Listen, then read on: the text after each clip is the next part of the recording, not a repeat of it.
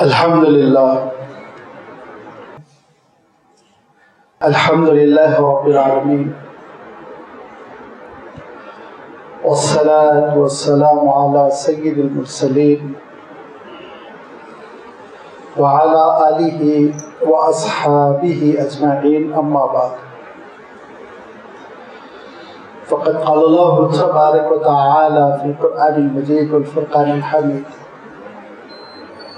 أعوذ بالله من الشيطان الرجيم، إن بطش ربك لشديد إنه هو يبدئ ويعيد وهو الغفور الودود ذو العرش المجيد فعال لما يريد. صدق اللہ العظیم. عزیزان گرامی، جیسے کہ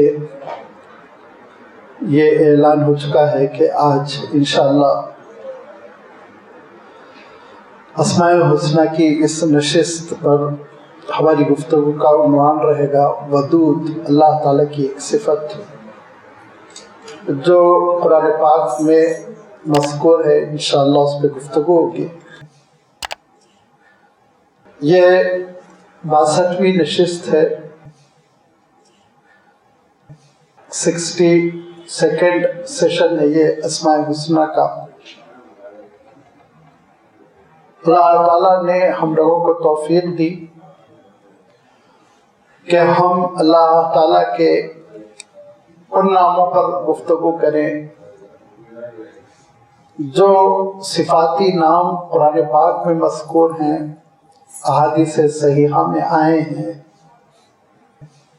جن ناموں کی غیر معمولی اہمیت ہے، اور اللہ تعالیٰ نے اپنے ان ناموں کے لیے قرآن پاک میں جو لفظ استعمال کیا وہ اسماء الحسنہ کا، وَلَهُ الْأَسْمَاءُ الْحُسْنَى فَادْعُوهُ بِهَا وَلِلَّهِ الْأَسْمَاءُ الْحُسْنَى. کئی مقامات ہیں جہاں پہ اللہ تعالیٰ نے اس عنوان کا اشارہ فرمایا کہ دیکھو پیارے پیارے نام اللہ تعالیٰ کے ہیں. کہیں فرمایا فَادْعُوهُ بِهَا، ان کے ذریعے سے دعائیں کرو. کہیں فرمایا کہ غور و فکر کرو.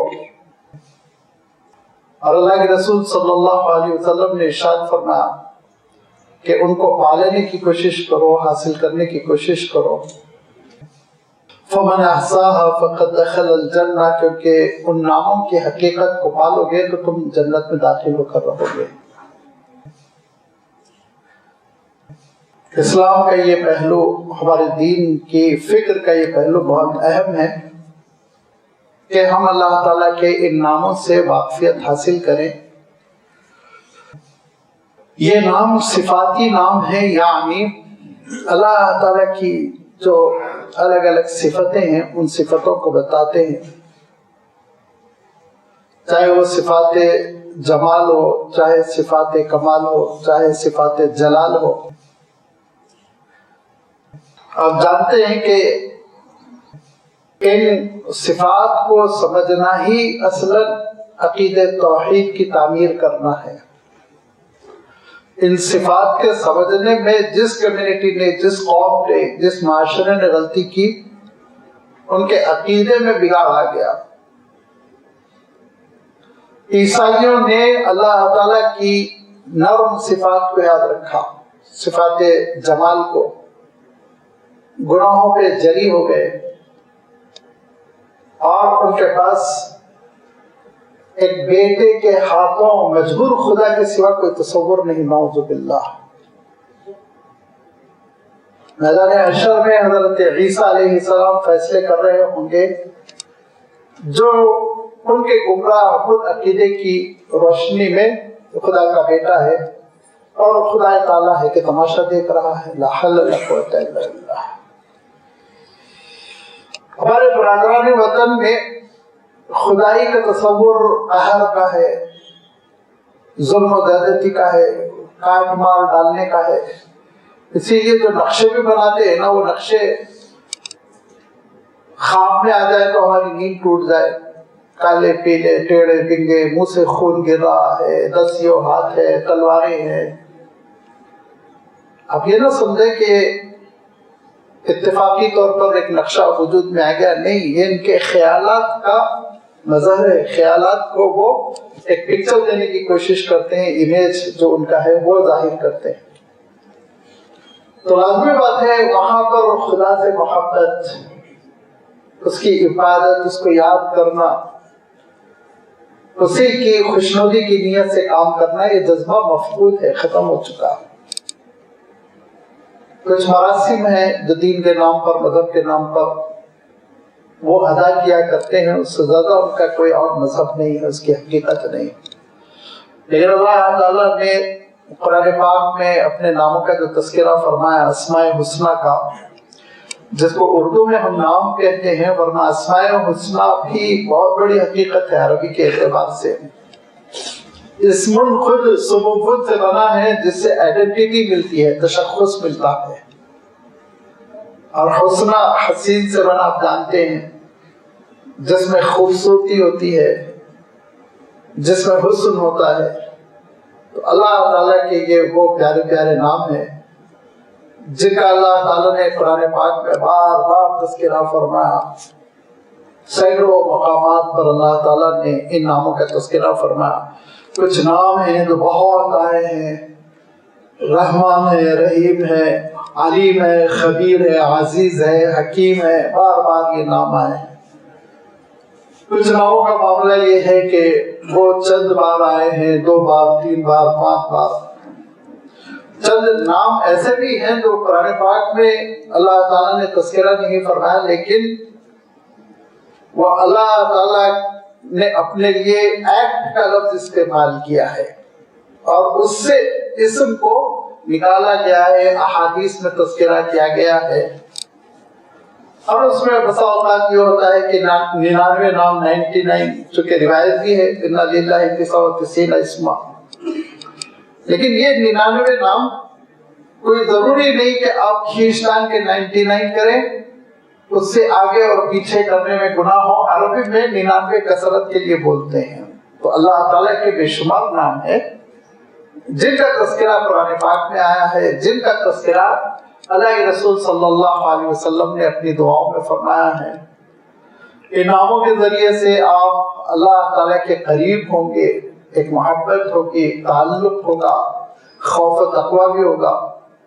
ان ناموں کے ذریعے سے ہم کو دعا کرنے کا طریقہ ملے گا. ان ناموں کے ذریعے سے ہم قرآن مجید سمجھ سکیں گے کہ بے شمار فضیلت والے اللہ تعالیٰ کے نام ہیں. لہذا ان ناموں پہ غور و فکر کرنا، تدبر کرنا، وقت فارغ کر کر بیٹھنا، اس کو آپ یہ نہ سمجھے علمی قسم کی ایکٹیویٹی ہے، اکیڈمیکل اچھی چیز، علمی چیز ہم سمجھ رہے ہیں. نہیں، یہ عبادت ہے، یہ ذکر الہی ہے. اور لازمی بات ہے کہ حسن نیت ہو، اخلاص ہو تو انشاءاللہ اجر بھی خوب ملے گا. لہذا اللہ تعالیٰ کے ناموں کی نشستیں چلتی رہی اور اس میں اللہ تعالیٰ کی بے شمار جو صفات ہے ان کا تذکرہ ہوتا رہا، یہاں تک کہ آج یہ 62ویں نشست ہے الحمدللہ. اور آج جس نام پر اللہ تعالیٰ کی جس صفت پر، اسماء حسنہ میں سے جس اسم پر ہم گفتگو کر رہے ہیں وہ ودود ہے. اگرچہ کہ لفظ ودود اللہ تعالیٰ کی صفت کے طور پر قرآن پاک میں 2 ہی جگہ آیا ہے اللہ تعالیٰ کی صفت کے اعتبار سے. ایک مقام وہ ہے جس کی میں نے ابھی تلاوت کی، إِنَّ بَطْشَ رَبِّكَ لَشَدِيدٌ إِنَّهُ يُبْدِئُ وَيُعِيدُ وَهُوَ الْغَفُورُ الْوَدُودُ ذُو الْعَرْشِ الْمَجِيدُ فَعَّالٌ لِمَا يُرِيدُ.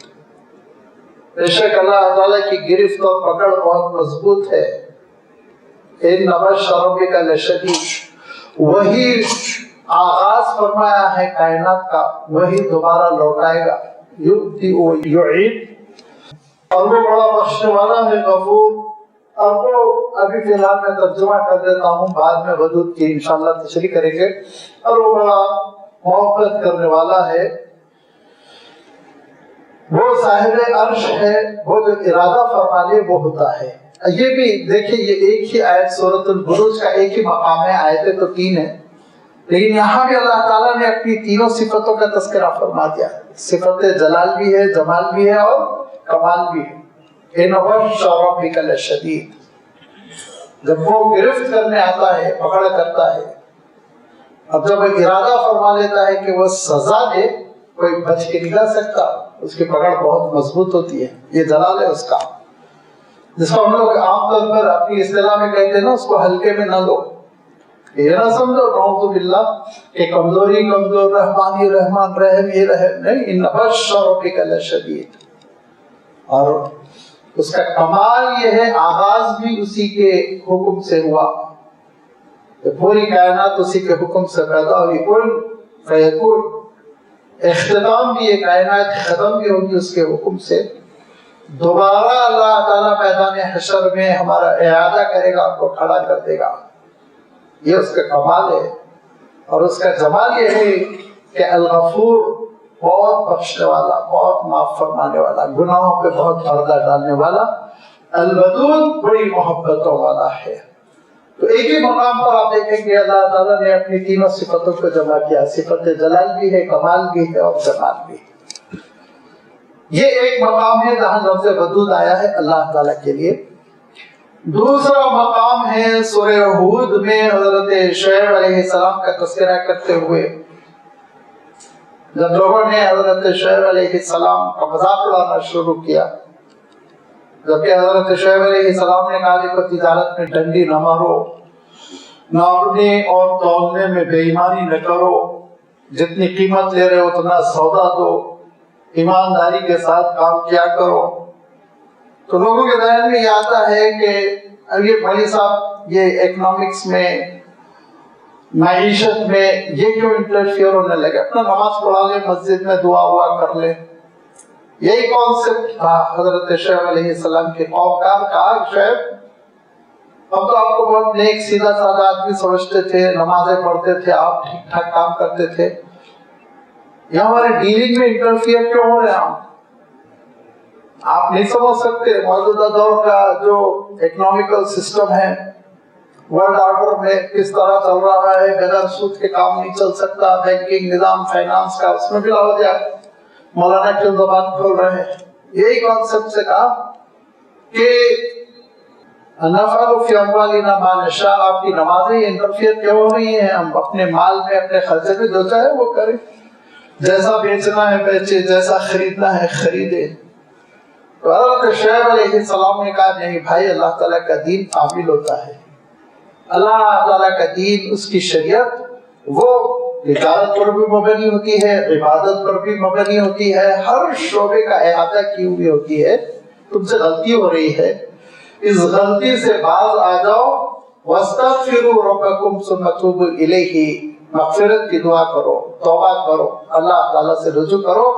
ان ربی غفور ودود. میرا رب بہت بخشنے والا، بڑی محبتیں کرنے والا ہے. یہاں پہ بھی حضرت شعیب علیہ السلام نے اللہ تعالیٰ کے لیے ودود کا لفظ استعمال کیا. یہ قرآن پاک کے دو مقامات ہیں جو اسماء الحسنی کے طور پر ودود کا لفظ آیا ہے. یہ ودا، واو، دال، دال، یہ روٹ ورڈ ہے. میں ہمیشہ عرض کرتا رہتا ہوں، عربی زبان کی مہارت یاد رکھیے الفاظ کے جڑ پکڑنے میں ہے. اگر جڑ پکڑنے کی صلاحیت کسی میں پیدا ہو گئی تو اچھی خاصی عربی سے وہ واقف ہو گیا. اسی لیے ہم مدرسوں میں یہ جڑ پکڑنے کی صلاحیت پیدا کرنے میں بہت سی چیزیں رٹاتے ہیں. تو بعض لوگوں کو برا لگتا ہے مدرسے والے رٹاتے ہیں، لیکن ہم کو معلوم ہے رٹنے سے آگے چل کے کیا فائدہ ہوتا ہے. رٹائی جاتی ہے، اس سے فائدہ کیا ہوتا ہے؟ آگے چل کے جو زبان پر قدرت اور زبان پر کنٹرول پیدا ہوتا ہے وہ دوسرے لوگوں میں نہیں ہوتا. یہ ہمارا تجربہ ہے. قریب قریب نصف سے زیادہ عمر گزر چکی ہے پڑھاتے ہوئے. مدرسے میں بھی پڑھا میں نے، کالج میں بھی، یونیورسٹی میں، ہر جگہ پڑھایا. پڑھا بھی ویسے ہی میں اچھے عصری تعلیم یافتہ اسکول میں بھی پڑھا، دینی مدرسے میں بھی پڑھا. تو دینی مدرسے کے لوگ جیسی عربی جانتے ہیں، یونیورسٹیز کی بڑی بڑی ڈگریاں وہ حاصل کیے ہوئے مقابلہ نہیں کر پاتے. یاد رکھیے یہ ہمارا تجربہ ہے. اسی لیے ہم لوگ انٹرویوز میں پوچھ لیتے ہیں بیک گراؤنڈ میں کسی مدرسے میں پڑھا تھا کہ نہیں پڑھا تھا، مولوی صاحب کی چھڑی کھائی تھی کہ نہیں کھائی تھی.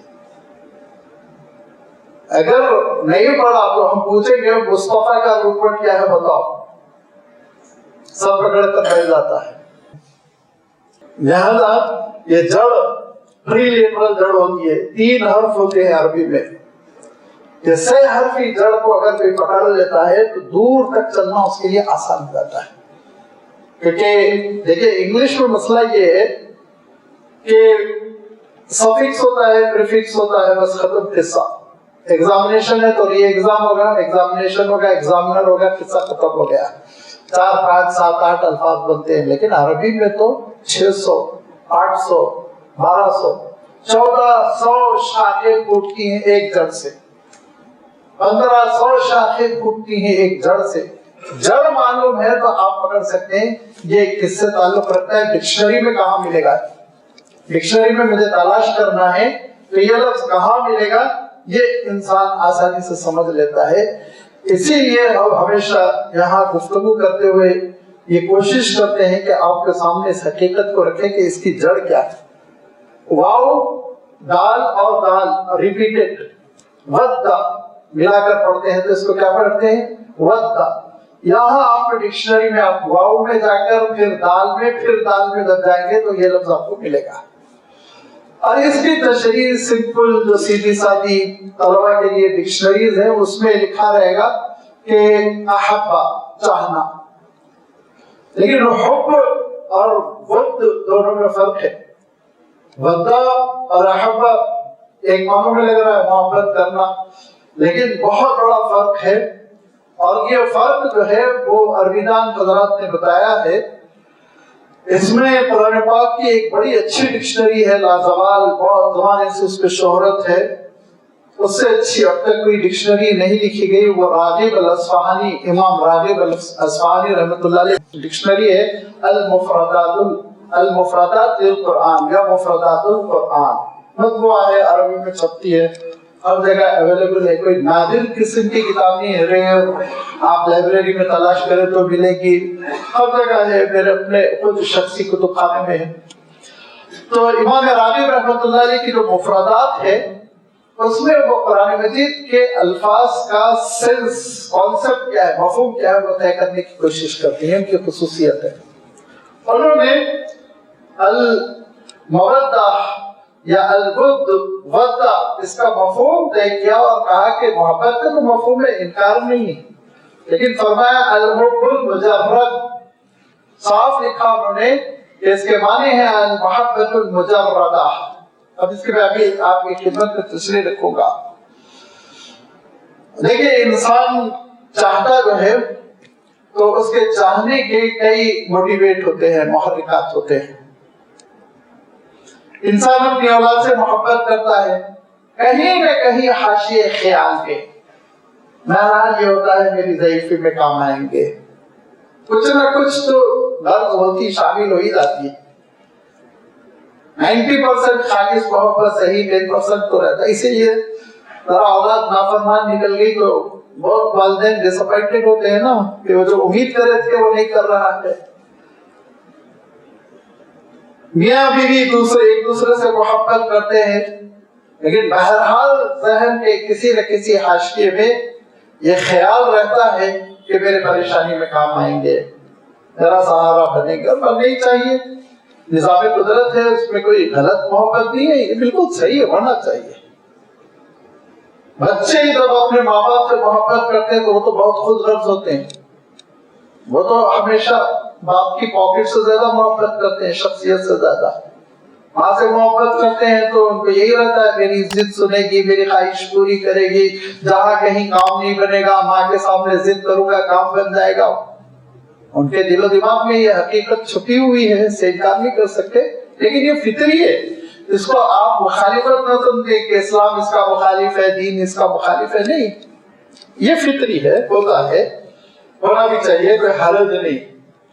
लेकिन अल मुहब्बतुल मुजर्रदा जो इमाम रागिब अस्फहानी ने फरमाया वद्दा के मानों में तशरीह करते हुए, वो उसकी तशरीह है, उसका तर्जुमा ये है कि वो मोहब्बत जिसमें किसी किस्म की कोई कंडीशन ना हो, खालिस हो, کسی قسم کا کوئی مفاد نہ ہو اور دوسرا کوئی موٹیویٹ محرک اس میں شامل نہ ہو، خالصتاً محبت برائے محبت ہو، اس کو عربی میں ودہ کہتے ہیں۔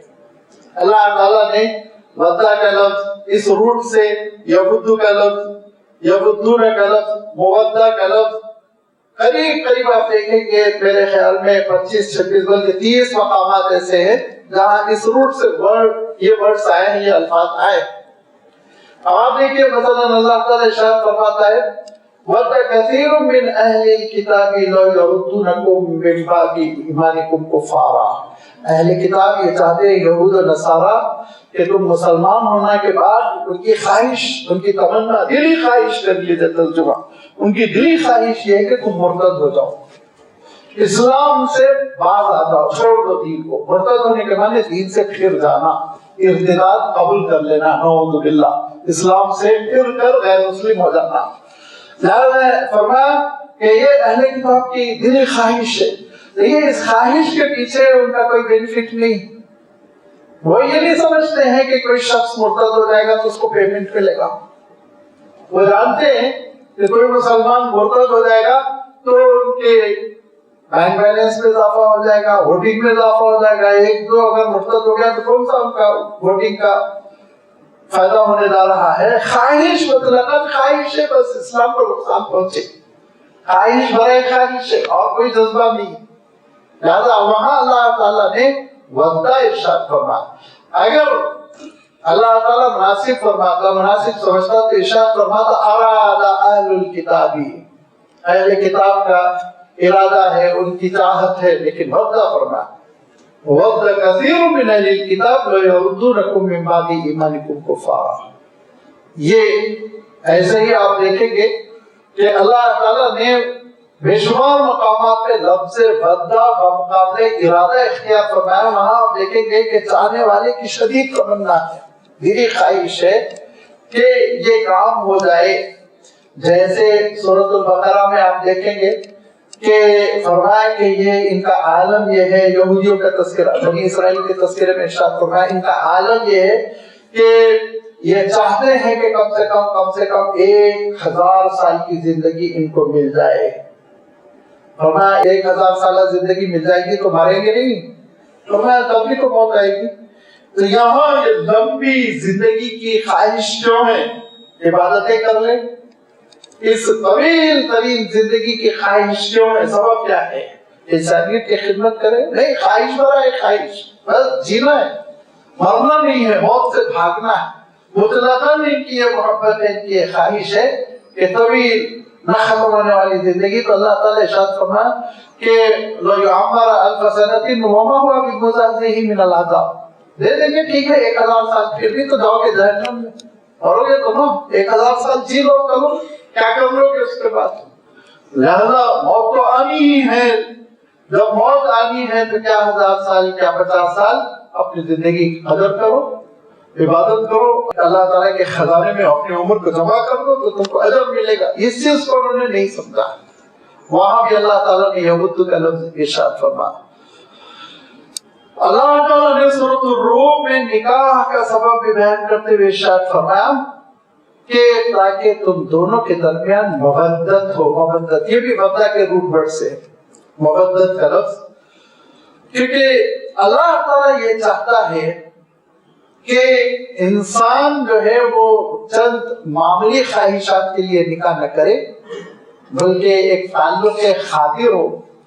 اور یہ تعلق خاطر اگر پیدا ہو جاتا ہے نا تو پھر نہ صرف یہ کہ طلاق تفریق کی نوبت نہیں آتی، بلکہ آپ دیکھیں گے کہ بڑھاپے میں بھی یہ محبت برقرار رہتی ہے، جبکہ غرضیں ایک دوسرے سے اغراض ختم ہو جاتی ہیں، کوئی غرض باقی نہیں رہ جاتی، لیکن ایک دلی لگاؤ، تعلق خاطر، ایک محبت، خالص محبت یہ برقرار رہتی ہے۔ تو ارشاد فرمایا کہ اللہ تعالیٰ چاہتا ہے اس مقصد کے ساتھ نکاح کیا جائے۔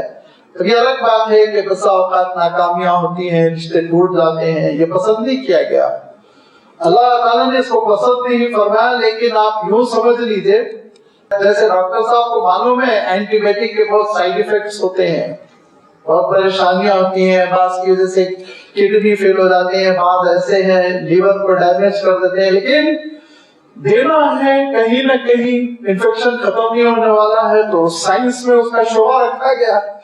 ایسا ہی طلاق کا شعبہ رکھا گیا، اگرچہ کہ اس کے بڑے سائیڈ ایفیکٹس ہیں، بچے برباد ہو جاتے ہیں، خاندان ٹوٹ جاتے ہیں، دل میں نفرتیں پیدا ہو جاتی ہیں، لیکن کہیں نہ کہیں ناگزیر حل ہے، اسی لیے تفریق کا قانون رکھا گیا۔ ورنہ تو اللہ تعالیٰ نے نکاح کا سبب کیا بنایا کہ مودت ہو، محبت ہو، تعلق قادر ہو، دوسرے کے ساتھ خیالات شیئر کرتے ہوئے، مسائل شیئر کرتے ہوئے لائف پارٹنر بنے، زندگی پوری ہو جائے اسی کیفیت کے ساتھ، یہ ہے اصل مقصد۔ لہذا وہاں بھی اللہ تعالیٰ نے مودت کا لفظ ارشاد فرمایا۔ ایک جگہ اور اللہ تعالیٰ نے تُنْقِلَ إِلَيْهِمُ الْمَوَدَّةَ کا لفظ اختیار فرمایا، وہ ایک خاص واقعہ ہو گیا تھا، اور وہ واقعہ یہ ہوا تھا کہ حضرت حاتم بن بلتہ نے مکہ مکرمہ میں خط بھیجا تھا بعض اہم سرداروں کے نام، کہ بظاہر ایسا لگتا ہے کہ اللہ کے رسول صلی اللہ علیہ وسلم کسی بھی وقت مکے کا ارادہ کریں گے کنٹرول کرنے کے لیے، لہٰذا تم تیاری کر لو۔ اس طرح کی عبارت پر مشتمل ایک خط انہوں نے ایک خاتون کو دے دیا، وہ خاتون خط لے کر چل پڑی۔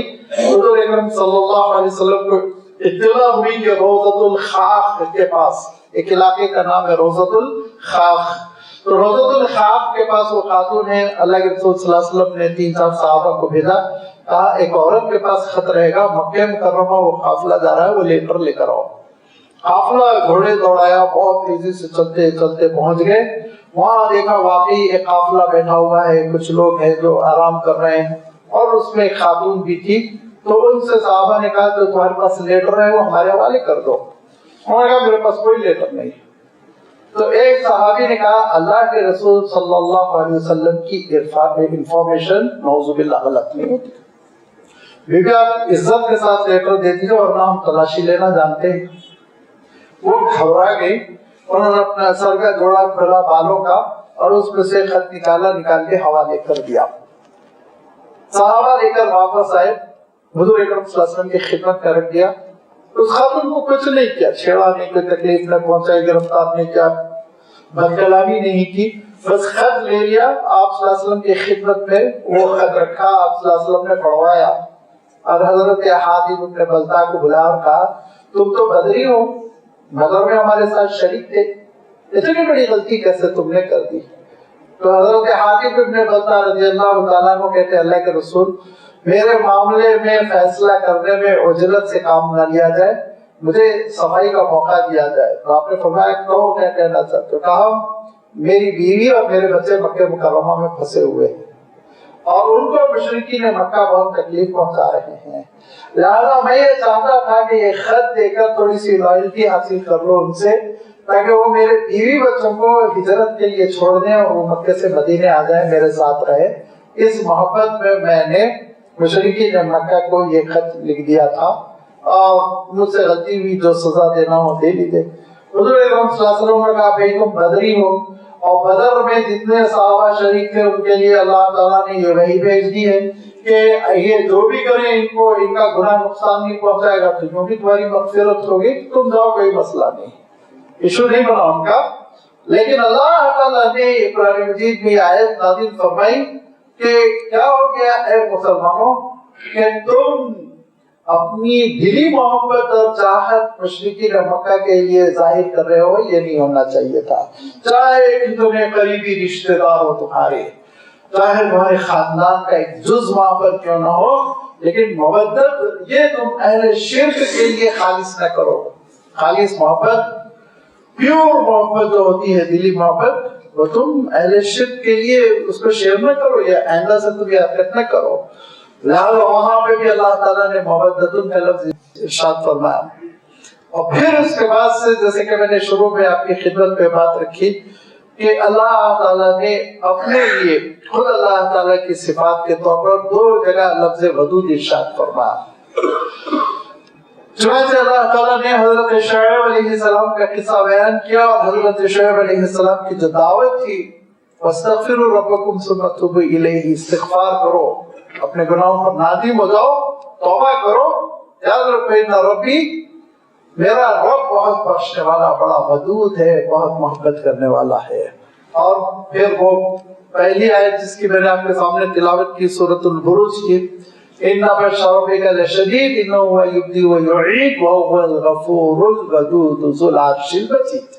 बड़ा बख्शने वाला, बड़ी खालिस मोहब्बत बंदे मोमिन से अल्लाह ताला करने वाला। अब आप गौर कीजिए कि अगर अल्लाह ताला के लिए हबीब का लफ्ज आता कि वो तुम्हारी मोहब्बत करने वाला है, मुहिब का लफ्ज आता अहब्बा से इसमें फाइल बनाकर, तो लाजमी बात है बंदों को ये गलतफहमी हो सकती ना कि जैसे औलाद की मोहब्बत में कहीं ना कहीं कुछ गर्ज का शायबा रहता है, माँ बाप की मोहब्बत में कुछ ना कुछ 1% सही मिलावट तो रहती है। नौज़ुबिल्लाह अल्लाह ताला अपने बंदों से जो मोहब्बत करता है तो उस मोहब्बत में भी थोड़ी बहुत मिलावट होती है। और देखो अल्लाह ताला जो बंदों से मोहब्बत करता है उसमें कोई मिलावट नहीं होती, अगर से कि बंदे अल्लाह से जो मोहब्बत करते हैं उसमें गर्ज होती है। होती कि नहीं होती? मग़फ़िरत होना है हमारी, जन्नत मिलना है, मैदान हशर में कामयाबी होनी है, जहन्नम से बचना है, अग़राज़ की लिस्ट है।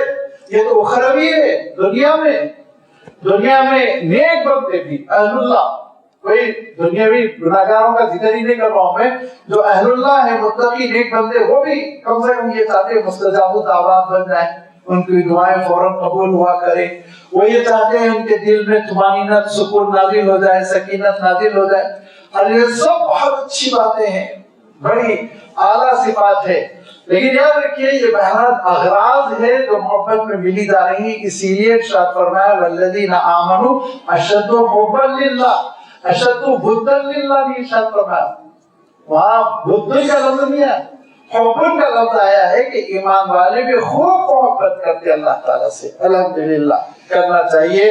ये मोमिन की शान होती है कि वो माबूद हकीकी से, अल्लाह ताला से खूब मोहब्बत करता है और उसकी मोहब्बत में वो रातों में उठ जाता है और उसकी मोहब्बत में वो रातों में अपनी पेशानी रगड़ता है, उसकी मोहब्बत में वो रोजे रखता है, गर्मी में पानी के कतरे के लिए तरस जाता है, लेकिन नहीं पीता। वो अल्लाह की मोहब्बत है, उसका फरमान है, उसका पासो लिहाज रखने के लिए ये बहुत मतलूब है। लेकिन अल्लाह ताला जो बंदे से मोहब्बत करता है तो हमसे अल्लाह ताला को क्या कर्ज है, क्या मिलने वाला है बताइए? हमसे कुछ नहीं मिलने वाला है, नौज़ुबिल्लाह। ना अल्लाह के खजाने में इजाफा करने वाले हैं, ना वो वोटिंग की जरूरत है कि सरों की तादाद बढ़ जाए तो कोई कामयाबी मिलेगी। वहां किसी किस्म का कोई गर्ज नहीं है। बस अल्लाह ताला बंदे को बगैर गर्ज के चाहने लगता है। ये इससे बढ़ के खूबी किस्मत हमारी और आपकी कुछ नहीं हो सकती। अब्दुल वदूद बंदा है हम कि अल्लाह ताला जिनसे मोहब्बत करता है उनमें हमारा शुमार हो जाए।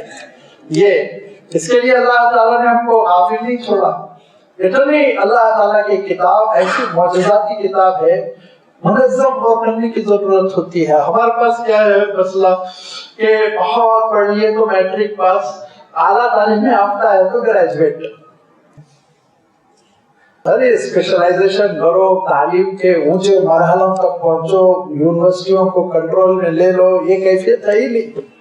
ऐसे ही हमारे पास क्या है, ईमान के तकाज़ों में भी हम देखेंगे तो हमारे पास बहुत कामयाब बंदा है नेक, तो उसने फर्ज अदा कर लिया।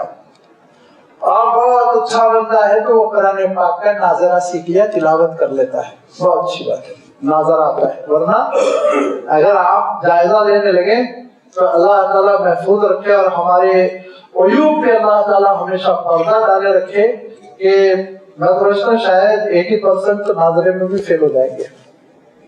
सही कुरान मजीद की तिलावत में ही 80% फेल हो जाएंगे। फिर बहरहाल अल्लाह ताला सत्तारुल उयूब है, उसकी शान है कि वो पर्दा डालता है। सब अपने आप को बहुत अच्छा कारी समझते हैं। तो एक कारी साहब हैदराबाद से हज के लिए गए हुए थे। वो जमाना 60s में बहुत सीधा साधा हज होता था, तो उनको बहुत फख्र था, मैं बहुत अच्छी तिलावत करता हूँ। कुरान पाक इतना जोर से पढ़ना चाहिए कि जब मैं तिलावत कर रहा हूँ तो मेरे कान तक आवाज आए। लेकिन वो खूब बुलंद आवाज में हरम में तिलावत करते बैठ गए, खूब बुलंद आवाज में। तो एक अरब खातून, उनका बच्चा बहुत शरारत कर रहा था, उछल कूद ये वो, तो बच्चे को पकड़ के ये बोलती हैं وہی حشر کروں گی تیرا جو یہ قاری قرآن کا حشر کر رہا ہے. تب ان کو معلوم ہوگا کتنے پانی میں. تو ہمارا عالم یہ ہے کہ ناظرے میں کامیاب ہو جائے بہت بڑی بات ہے. اب دوسرے نمبر پر تدبر میں تو اور بھی میں سمجھتا ہوں شاید اگر میں کہوں 95% 96% تو تدبر سے بالکل خالی ہے. غور و فکر اللہ کے کلام کا شان رکھتا ہے. قرآن مجید وہ ایسی ایک انفرادیت رکھتا ہے وہ آپ سمجھ نہیں سکتے جب تک کہ منظم اور نہ کرے. ترجموں کو پڑھیے. اگر عربی سیکھے تو بہت بڑی بات ہے. انشاءاللہ عربی سیکھے تو فری وزٹ جنت میں ایسا فوراً داخل ہو جائیں گے آپ. اب جو عربی نہیں سیکھے نا وہ اللہ تعالیٰ ان کو ایک بریج کورس میں ڈالے گا تھوڑے دنوں کے لیے. آرام پہ پڑھے رہو, پہلے عربی سیکھو پھر جنت میں جاؤ. تیاری کرے نا جنت میں جانے کی. کیوں نہیں سیکھتے؟ صحابہ جہاں جہاں گئے انہوں نے ملک کو عرب بنا دیا. مصر عرب نہیں تھا, عراق عرب نہیں تھا, یاد رکھیے. سیریا عرب نہیں تھا, سیرین زبان بولتے تھے. عراق کلدانی زبان بولتے تھے. مصر قبطی زبان بولتا تھا. لیکن صحابہ پہنچے تو انہوں نے پورا عرب بنا دیا. عرب ملک ہیں یہ. اب یہاں ذرا پہنچے لوگ بہت بعد میں 100 سال کے بعد, تو انہوں نے پھر سستی کی, عربی زبان کو لاگو نہیں کیا, تو ہم لوگ عرب نہیں بن سکے. میں عرض کر رہا تھا عربی زبان سیکھیے, عربی زبان میں قرآن مجید کو دیکھیے, کیا قرآن پاک میں معجزات بھرے ہوئے ہیں. انہی معجزات میں سے یہ معجزہ ہے کہ اللہ تعالیٰ ہم کو تشنا نہیں چھوڑتا ہے. اگر آپ کو کہیں سوال کھڑا ہو گیا ذہن میں, یہ آیت مجھے نہیں سمجھ میں آ رہی, آپ ایک بار سورۃ الفاتحہ سے لے کے والناس تک پڑھیں گے, آپ کو متعدد جواب ملیں گے انشاءاللہ. غور و فکر کی یہ ترتیب ہونی چاہیے. لہذا اللہ تعالیٰ یہ جو خالص محبت ہے اللہ کی, ود مودہ جس کو استعمال کیا گیا, اور جو صفت بنتا ہے تو ودود بنتا ہے. یہ اللہ تعالیٰ کی محبت کیسے ملے گی؟ ہم اس قیمتی ترین, اس سے بڑھ کر کوئی قیمتی چیز نہیں ہے, اس قیمتی ترین نعمت کو حاصل کرنا چاہتے ہوں تو کیسے حاصل کریں؟ اللہ تعالیٰ ارشاد فرماتا ہے کہ ان الذین آمنوا وعملوا الصالحات سیجعل لهم الرحمن ودا. سورہ مریم میں دیکھیے نسخہ بتا دیا گیا. تمہارا ایمان راسخ ہونا چاہیے, مضبوط ہونا چاہیے. سب سے پہلے ایمان اللہ کی ذات پر, اس کے صفات پر, اس کے قدرت پر, اس کے علم پر, اس کے رسولوں پر, اس کے نبیوں پر, اس کی کتابوں پر, اس کے فرشتوں پر, جو ایمانیات ہیں. اب آپ کو پھر دوسری جگہ یہ مل جائے گا, اللہ تعالیٰ نے اس کی تفصیل اور جگہوں پہ فرما دی ہے. ليس البر أن تولوا وجوهكم قبل المشرق والمغرب ولكن البر من آمن بالله والکتاب والنبیین.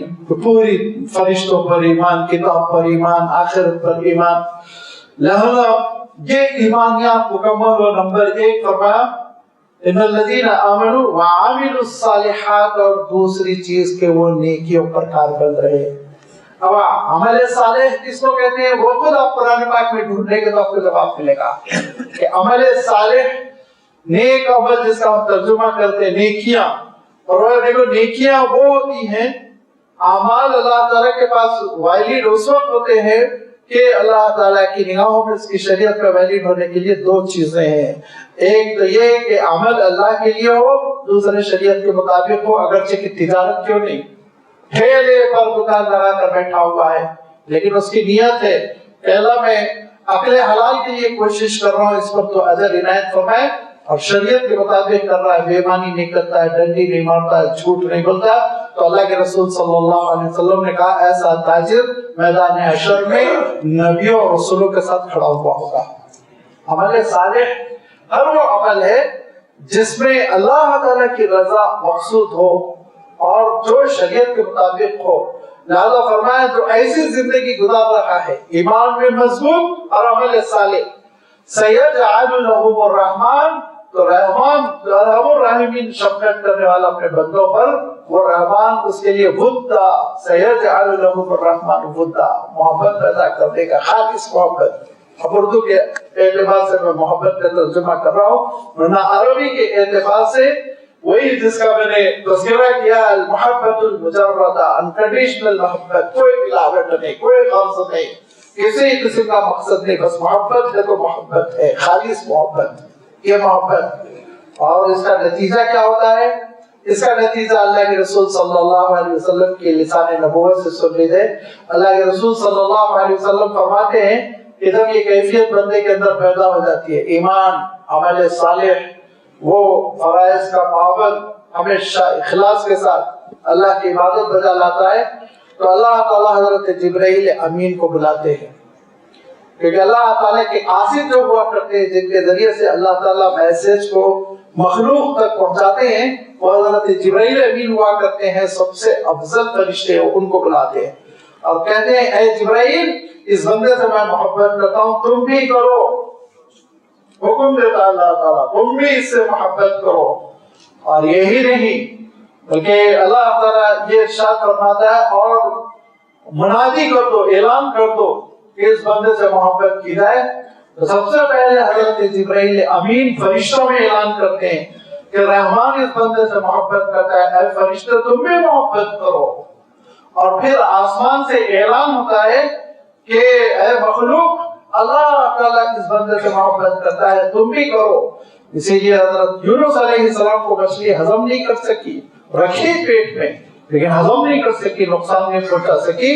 اور نہ آپ کو معلوم ہونا چاہیے یہ جو بڑی بڑی ریلیں ہوتی ہیں وہ نکلتی ہیں تو پہلے ہی دانت کو ایسا مارتی ہے کہ کمر پسلی توڑ دیتی ہیں، اس کے بعد ہڈیاں پوری ٹوٹ کے تاکہ جو بھی اس کے اندر جائے تو اتنا نرم رہے کہ ہاضمہ ہوتے ہوئے وہ باہر نکلے. لیکن حضرت یونس علیہ السلام سے اللہ کی محبت کی نا حکم تھا حفاظت کرنا، پیٹ میں رکھنا، لہذا حکم کی تعمیل ہوئی، نقصان نہیں پہنچایا مچھلی. یہ کیفیت ہوتی ہے کہ اللہ تعالیٰ کی محبت جب بندے کو مل جاتی ہے تو پھر بڑے بڑے دشمن نقصان نہیں پہنچا سکتے. یہی وہ وجہ ہے کہ اللہ کے رسول صلی اللہ علیہ وسلم کے سامنے کٹر قسم کے کافر آتے، تھرتھرا جاتے، گھٹنے ٹیک دیتے، بیٹھ جاتے. اور صحابہ کہتے ہیں کہ پہلی نظر میں دل میں رعب، دوسری نظر میں محبت پیدا ہو جاتی تھی. کیوں؟ یہ خدائی محبت ہے جو دے دی گئی ہے، یہ خدائی محبت ہے. بے شمار واقعات ہے کہ اللہ تعالیٰ کے نیک بندوں کے لیے اللہ تعالیٰ نے ایسی محبت پیدا کر دی کہ لوگ نقصان پہنچانے کی پوری کوشش کرنے کے باوجود نقصان نہیں پہنچا سکے. حالات ایسے تبدیل ہو گئے کہ اعتراف کرنا پڑا. قصوں کی ایک فہرست ہے، اگر میں بیان کرنا شروع کر دوں تو ایک لمبا وقت ہو جائے گا، آپ بھی اکتا جائیں گے. زیادہ قصوں پہ میں اکتفا نہیں کرتا ہوں، لیکن ایک مستند قصہ آپ کو بہت مختصر سناتا ہوں اور آپ ہو سکتا سنے ہوئے ہوں. حضرت حسین رضی اللہ تعالیٰ نے جب کربلا میں شہید ہو گئے تو ان کے ایک بیمار فرزند بچ گئے تھے 6-7 سال کے. ان کا نام علی تھا، علی اپنے دادا کے نام پر، علی ابن حسین ابن علی. لیکن ان کا ٹائٹل ہے زین العابدین، عبادتوں کی وجہ سے ان کو امام زین العابدین کہتے ہیں. اور بعض حضرات ان کو حضرت سجاد کہتے ہیں، سجدوں کی کثرت کی وجہ سے، ٹھیک ہے وہ بھی لقب ہے. تو حضرت سجاد کہہ لیں یا زین العابدین کہہ لیں یا علی ابن حسین کہہ لیں رضی اللہ تعالیٰ عنہ، سب ایک ہی شخصیت کے مختلف نام ہیں. بہت عبادت گزار تھے وہ. مدینہ منورہ میں جمع پہ واپس آ گئے کربلا سے، ملک شام ہوتے ہوئے یزید کے دربار میں پہلے پہنچایا گیا. وہ مسئلہ وہ بھی ہوا کہ ایک نے کہا یہ اس خاندان کا بچہ ایک بچ گیا ہے، بڑا ہوگا تو مسئلہ ہوگا. تو دوسرے بڑے سپہ سالار نے کہا کہ تو ہاتھ نہیں لگا سکتا اس بچے کو، کیونکہ جنگ بند ہو چکی ہے اور اب ہم ان کو کنٹرول میں لے کر جا رہے ہیں بادشاہ کے پاس، لہذا بچے کو تو چھیڑے گا نہیں، ہاتھ نہیں لگائے گا. لہذا یہ روح دیکھیے اللہ تعالیٰ پیدا کرتا ہے. جب حضرت علی ابن حسین زین العابدین یہ مدینہ منورہ میں پہنچے تو بہت عبادتوں کے سرمایے کے ساتھ پروان چڑھے اور نوجوانی کا عالم ہے، نبوت کا حسن اللہ کے رسول صلی اللہ علیہ وسلم کے پرنوا سے. لہذا وہ حج کو گئے اور عموی بادشاہ عبد الملک کا زمانہ تھا اور بادشاہ کی سیکیورٹی کے ساتھ بادشاہ بھی حج کو پہنچا ہوا تھا. اتفاق تھا، کمیونیکیشن تھا نہیں اس زمانے میں. لیکن وہ حجر اسود کو بوسہ لینے کی کوشش کرتا رہ گیا، بھیڑ چھٹی نہیں، دھکے دے دے کے لوگ اس کو پیچھے کر دیتے تھے. لہذا پیچھے بیچارہ شکست مان کر، شکست تسلیم کر کے کنارے بیٹھا ہوا تھا کہ اچانک وہ اور اس کے درباریوں نے دیکھا کہ خوبروز قسم کے नौजवान हालत एहराम में, खुद भी सफेद कपड़े भी सफेद, एक नूर चेहरे पर, वो आगे बढ़ रहे हैं और मजमा ऐसा कट गया, बिल्कुल मैदान साफ, और वो बहुत आराम से हजरत अस्वद के पास गए, बोसा लिया, तवाफ करना शुरू कर दिया। तो वो पहचान गया कि ये हजरत अली इब्न हुसैन है, हजरत ज़ैनुल आबिदीन है, पहचान गया। लेकिन बहरहाल बादशाहों का एटीट्यूड आप जानते ही है ना। तो उससे किसी वजीर ने कहा, हुजूर ये कौन है, आपको तो धक्के देके पब्लिक ने बाहर कर दिया, इनको देखिए रास्ता दे दिया। तो कहा ला आरिफ, मैं नहीं जानता। तो उसका दरबारी शायर फरजदक बैठा हुआ था, दरबारी शायर जिसको पेमेंट मिलता है दरबार से, वजीफा मिलता है, वो पीछे बैठा हुआ है। फरजदक बहुत मशहूर शायर है। वो फरजदक कह पड़ा, तुम नहीं पहचानते तो मैं पहचानता हूँ। उसके बाद उसने एक कसीदा कहा, एक नज़म, और उस नज़म में वो कहता है ये वो शख्सियत है जिसको हरम भी जानता है और बैरून हरम के लोग भी जानते हैं। ये वो नवासे रसूल है जिनके लिए अल्लाह ताला की रहमत बरसती है, जिनकी सखावत ऐसी है कि इनकी बुनियाद पर घर पलते हैं। इनकी ये फजीलतें हैं, पूरी नज़म कह दी। बादशाह को निचोड़ो तो खून नहीं, देखता रह गया वो, लेकिन ये दिल की मोहब्बत थी जो बाहर निकल आई। बादशाह का शायर बादशाह की शान में, उसकी तारीफ में कसीदा कहना चाहिए, लेकिन उनकी शान में कसीदा कह रहा है जो अल्लाह के नेक बंदे हैं, साले बंदे हैं, अहलुल्लाह में से थे। वो बहुत ऊंचा मकाम था। सिर्फ ये नहीं कि अल्लाह के रसूल सल्लल्लाहु अलैहि वसल्लम से रिश्तेदारी, बल्कि उनकी इबादतें, निस्फ रात से तहज्जुद पढ़ना, सैकड़ों घरों की किफालत करना, इखराजात, और वो भी रात में खुद तन्हा जाकर लोगों को पैसे पहुंचाते, या जो भी जरूरियात की जिंदगी, दूसरों को इत्तला नहीं मिलती है तो वफात पे इत्तला मिली। वफात के बाद लोगों ने कहा कैसे बुजुर्ग आते थे, हमको इतना महीने भर का गल्ला देकर जाते थे, अब वो नहीं आ रहे हैं। तब पता चला वो हजरत अली इब्न हुसैन ज़ैनुल आबिदीन रहमतुल्लाह अलैह थे। तो ये अहलुल्लाह के लिए अल्लाह ताला जो दिलों में मोहब्बत डालता है कि मज़ाफ में जगह दे दी गई, उनकी शान में ऐसा कसीदा कह दिया गया जो अरबिक लिटरेचर का मास्टरपीस है, जिसको पढ़े बगैर अरबी लिटरेचर में ना एमए की डिग्री मिलती है, ना फजीलत की शहादत मिलती है। इतना बेहतरीन कसीदा है फरजदक का। ये क्यों? ये है सयजअल लहुमुर रहमानु वुद्दा। इतने मौकों पर तजुर्बा होता है कि खचाखच ट्रेन भरी हुई है, पैर रखने की जगह नहीं, लेकिन अल्लाह का नेक बंदा चढ़ा, थोड़ी देर बाद लोग उसको सीट देते हैं, थोड़ी देर बाद लोग उससे अच्छी अच्छी बातें करने लगते हैं। एक रिसाला है छोटा सा, आज भी इंसानियत जिंदा है, मौलाना मंजूर अहमद नोमानी रहमतुल्लाह अलैह की। तो उन्होंने ये किस्सा लिखा है तक़सीम हिंद के फौरन बाद, जबकि मुसलमान ट्रेन में चढ़ने की हिम्मत नहीं कर रहा था, काट के फेंक रहे थे मुसलमानों को, नॉर्थ इंडिया में खास तौर पर। फरमाते में तो बिल्कुल नौजवान सा था। मतबूआ रिसाला आपको मिल जाएगा, आज भी इंसानियत जिंदा है उसका टाइटल। तो पता नहीं इंग्लिश में है नहीं, उर्दू में तो कसीरुल इशात है।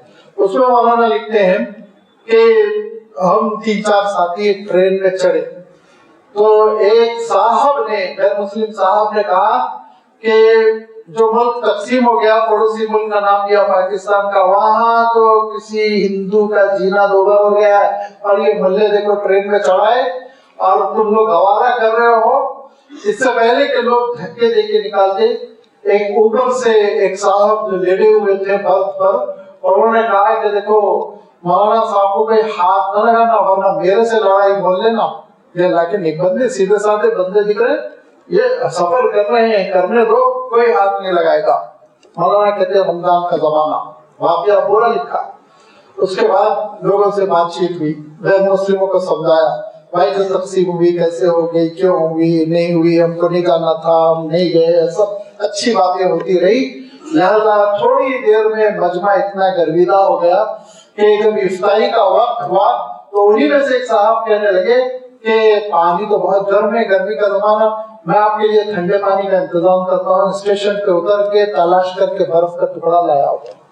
इफ्तारी में ठंडा पानी पिया और इफ्तारी हो गई, और उसके बाद मगरिब अदा हो गई। अब इधर उधर देख रहे हैं तीनों चारों साथी, उन्होंने पूछा कि हमारा सब कुछ और चाहिए, कहा नहीं, हम लोग जो है रमजान में जरा एक लंबी नमाज पढ़ते हैं तरावी, उसके लिए हम लोग देख रहे हैं कोई जगह बन जाए। तो कैबिन को खाली किया और उसमें 20 रकात तरावी पढ़ने की उन्होंने गुंजाइश फराहम की। क्यों? रहमान बुद्धा, रहमान ये दिलों में मोहब्बत डालता है उस वक्त जबकि हम रहमान के मुती फरमाबरदार होता है। ये अल्लाह ताला की सिफत वदूद कि अल्लाह ताला हमसे वो खालिस मोहब्बत करता है कि अल्लाह ताला को हमसे कोई गर्ज नहीं, कुछ नहीं चाहिए, बस अल्लाह ताला अपने बंदों से मोहब्बत करता है। और यही वो मोहब्बत का नतीजा है कि अल्लाह ताला तौबा का दरवाजा बंद नहीं करता, तौबा का दरवाजा खुला रखता है, यहाँ तक कि इंसान उस आखिरी मरहले में पहुंच जाए जबकि वो ईमान बिल गैब को मुशाहिदा करने लगता है। गैब की बातें, फरिश्ते आ रहे हैं, रूह कब्ज करने वाले हैं, नज़ा का आलम, सांस हालत में फंस चुकी है, पैरों में जान नहीं है, पैर उठाना चाह रहे हैं तो उठ नहीं रहे हैं, तब जाके वो तौबा करता है तो अल्लाह के रसूल फरमाते हैं किस्सा खत्म, अब दरवाजा बंद हो चुका है। वरना पूरी जिंदगी बुढ़ापे तक अल्लाह ताला मौका देता है, तौबा कर लो, मेरे पास आ जाओ। और इरशाद फरमाया कि तुमको तौबा से वो मसरत, खुशी नहीं होती जो अल्लाह को होती है, तुमको खुशी नहीं होती तौबा करने से। कितना आप सल्लल्लाहु अलैहि वसल्लम ने तफसील से समझाया ना, मशहूर हदीस है, आपने बार बार सुनी होगी, सुनते रहिए, क्योंकि हदीस ही ऐसी है कि बार बार सुननी चाहिए, मजमून उसका हमारे ज़हनों में ताज़ा रहना चाहिए कि आप सल्लल्लाहु अलैहि वसल्लम फरमाते हैं साहिरा में एक मुसाफिर सफर कर रहा है, ऊंट पर खाने पीने का भी सामान है, सब ज़ाहिर राह है, और अचानक उसकी एक आग क्या लगी कि ऊंट गायब हो गया पूरे साथ सामान के साथ। अब वो सहरा में ऊंट को ढूंढते मायूस हो गया, और अब समझा अब तो यही सहरा मेरा कब्रिस्तान बनेगा। एक जगह मायूस लेटा हुआ है, गुरूदगी छा गई, और वैसे भी कमजोरी के बाद आपने देखा होगा गुरूदगी सी कैफियत होती है। आंख खुली तो देखा सराहने ऊंट पूरे साजो सामान के साथ खड़ा हुआ है। तो इतना खुश हुआ अपने जानवर के लौट पड़ने पर, इतना खुश हुआ कि बेकाबू हो के वो बेचारा गलती से कह पड़ा कि ऐ अल्लाह मैं तेरा रब, तू मेरा बंदा। उल्टा बिल्कुल इतनी खुशी है, क्या बोलना चाहिए नहीं समझ में आ रहा है, ज्यादा वो गलत बोल गया कि अल्लाह तू मेरा बंदा मैं तेरा रब। तो फरमाया अल्लाह के रसूल सल्लल्लाहु अलैहि वसल्लम ने, एक बंदा सच्ची तौबा करता है तो इस शख्स की खुशी से ज्यादा खुशी अल्लाह ताला को होती है। आखिरी दर्जे की बात अल्लाह के रसूल ने फरमाई। क्यों? वो वदूद है, वो वदूद है, उसकी कोई गर्ज नहीं है हमसे, हमारी सारी गर्जें उसी की जात से। फिर भी हम कितने गाफिल हैं, क्यों लौ नहीं लगाते, क्यों हम अपने ईमान को मजबूत नहीं करते, क्यों हम इबादत और मामलात को दुरुस्त नहीं करते कि जिंदगी तो उसी से चलेगी, आखिरत तो उसी से मिलेगी। वइलैनल मसीर, इरशाद फरमाया लौट के भी तो हमारे पास आना है। लिहाजा तौबा के दरवाजे खुला रखता है, इसलिए खुले रखता है कि बंदा तौबा कर कर अल्लाह ताला की तरफ लौट पड़े। ये वदूद होने की एक शान है। दो बातें मैंने बता दी, एक तो अल्लाह ताला दुनिया में मोहब्बतें डाल देता है लोगों के दिलों में, और हर दौर के वाक़यात में सुना सकता हूँ, सहाबा से लेकर उन अकाबिर तक जिनको मैंने खुद देखा कि अल्लाह ताला कैसे अपने बंदों के लिए दिलों में मोहब्बत डाल देता है।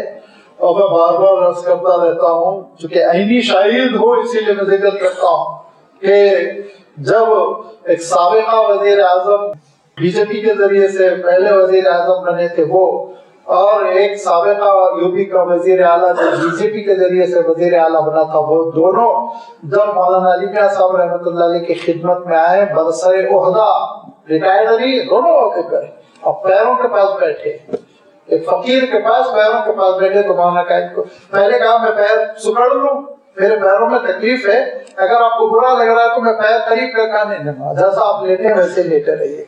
फिर कहा कि भाई इनके लिए चाय लाओ, सिक्योरिटी वालों ने कहा नहीं सर चाय नहीं पीते, वो चेक करना पड़ता है। तो खुद वाजपेयी कहता है कि नहीं मैं यहाँ की चाय पीऊंगा, चाय लाओ। और सादगी के साथ जो चाय मदरसों में जैसी दी जाती है, वो सादगी के साथ चाय दी, और उन्होंने पूरी चाय, दोनों ने चाय पी। ये अल्लाह ताला के बंदों का रोह, उनकी मोहब्बत जो दिलों में डाल दी जाती है। वरना तो वो तो दुश्मन मुसलमान होगा, उसको तो आना ही नहीं चाहिए था, حاضر ہی نہیں ہونا چاہیے تھا، لکھنؤ آ کر مولانا کی خدمت میں آئے، کیا ضرورت تھی؟ لیکن اللہ تعالیٰ کھینچ کے لے کے آتا ہے لوگوں کو اس وقت جب کہ میرا اور آپ کا ایمان پکا ہو اور اعمال صالحہ پر ہم کاربند ہو۔ اور دوسری چیز یہ کہ اللہ تعالیٰ آپ کو نوازتا ہے، آخرت کی کامیابی عنایت فرماتا ہے، اس آخرت کی کامیابی میں اللہ کی کوئی غرض نہیں، میری غرض توبہ کا دروازہ کھلا رکھتا ہے۔ اب مسئلہ یہ ہے کہ اللہ تعالیٰ نے ہمارے اور آپ کے لیے توبہ کے دروازے کھلے رکھے، ہمارے اور آپ کے لیے دلوں میں محبت ڈالتا ہے، لیکن یہ ودود کا عکس میری زندگی میں کیسے پڑے؟ میں اللہ تعالیٰ کا بندہ جو ودود ہے، اس ودود ذات کا بندہ میں کیسے کروں؟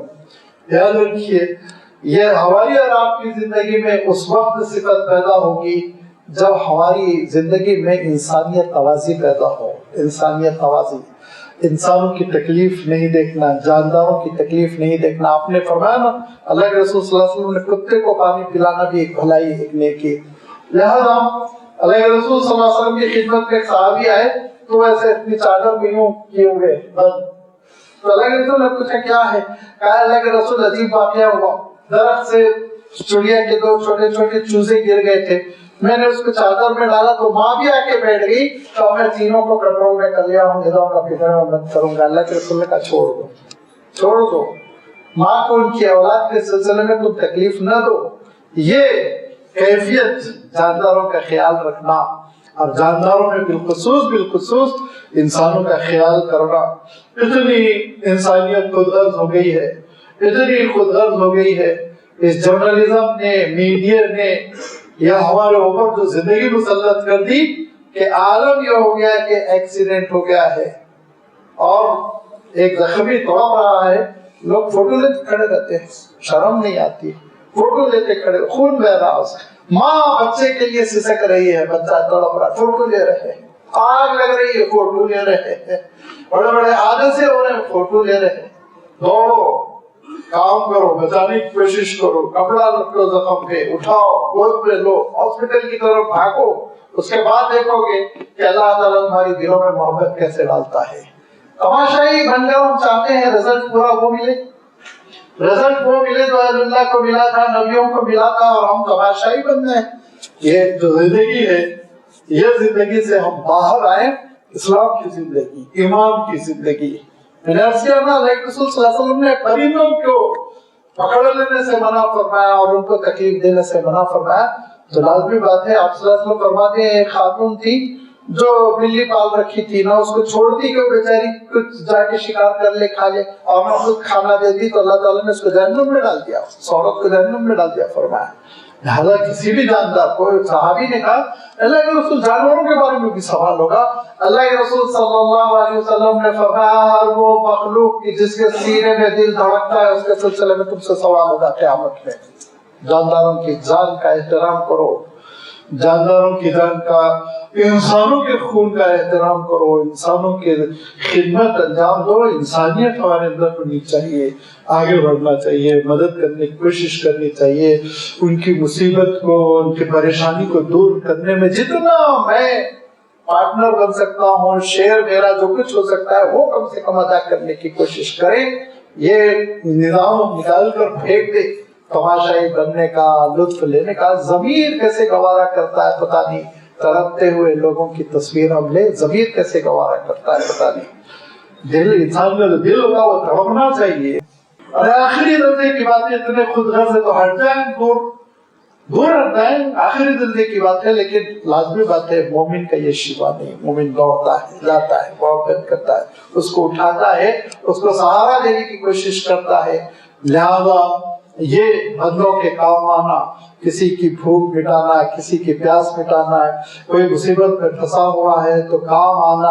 اور یہ یاد رکھیے یہ کوئی ضروری نہیں بڑے ہو تو بڑی لیول پہ انجام دیا جائے، ایون اگر کوئی صاحب آٹو چلاتے ہیں اور انہوں نے دیکھ لیا کہ خاتون تڑپ رہی ہیں، پریگننٹ ہے، کو پہنچنا ہے، تھوڑا سا تم کرائے میں تنازل کر لو، ہو سکے تو 50% کر دو، ہو سکے تو نہ لو، ایک بار خدمت کر کے تو دیکھو کہ وہ بار بار کہیں گے کہ مسلمان ہوتے عجیب و غریب، مسلمان بہت کام کرنے والے ہوتے، مسلمان بہت کام بنانے والے ہوتے، مسلمان بہت ہمدرد ہوتے ہیں. اور ہم آج کل دیکھ رہے ہیں اس کی جو مثالیں ہوئی، لوگ کیسے اعتراف کر رہے ہیں، میڈیا میں آ کے اعتراف کر رہے ہیں کہ مسلمانوں کے اخلاق بہت عالی ہوتے ہیں.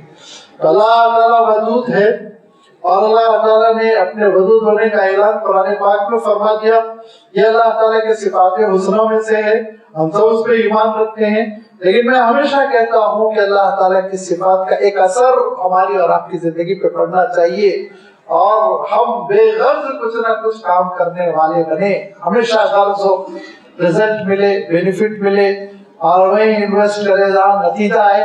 یہ مومن کی شان نہیں. بے غرض انسانیت سے محبت ہو، جانداروں سے محبت ہو، رشتہ داروں سے محبت ہو. یہ تو عجیب و غریب زمانہ ہو گیا کہ رشتہ داروں کا کام بنانے کے لیے تیار نہیں. دوستیاں ختم ہو جاتی، دوست مصیبت میں پھنسا، انجان ہو جاؤ، تعلقات ختم کر لو. جب تک خوشحال تھا اس کے پیچھے پیچھے پھرتے تھے سائی کی طرح. مصیبت زدہ ہو گیا تو معلوم یہ ہوا کہ سب غائب ہو گئے. کوئی کام بنانے کے لیے نہیں آ رہا ہے، کوئی ساتھ دینے کے لیے نہیں آ رہا. الا ماشاءاللہ ہے کچھ پیارے لوگ جو اب بھی اللہ تعالیٰ کے دین کا پاس و لحاظ کرتے ہیں. لہذا ہم اللہ تعالیٰ کی ودود کی صفت کو سمجھتے ہوئے کہ وہ محبت خالص جس میں کسی لفظ کی کوئی ملاوٹ نہ ہو، یہ صفت کا اثر اپنے اندر پیدا کرے. اس کا رزلٹ یہ ہوگا کہ اللہ تعالیٰ ہم کو جو اچھے اچھے انعامات دینا ہے وہ اللہ تعالیٰ ضرور ہم سب پر وہ انعامات کی بارش کرے گا. اللہ تعالیٰ نے حقیقتوں کو سمجھنے کی توفیق عنایت فرمائے اور ان پر عمل پیرا ہونے کی توفیق عنایت فرمائے. وآخر دعوانا ان الحمد للہ رب العالمین.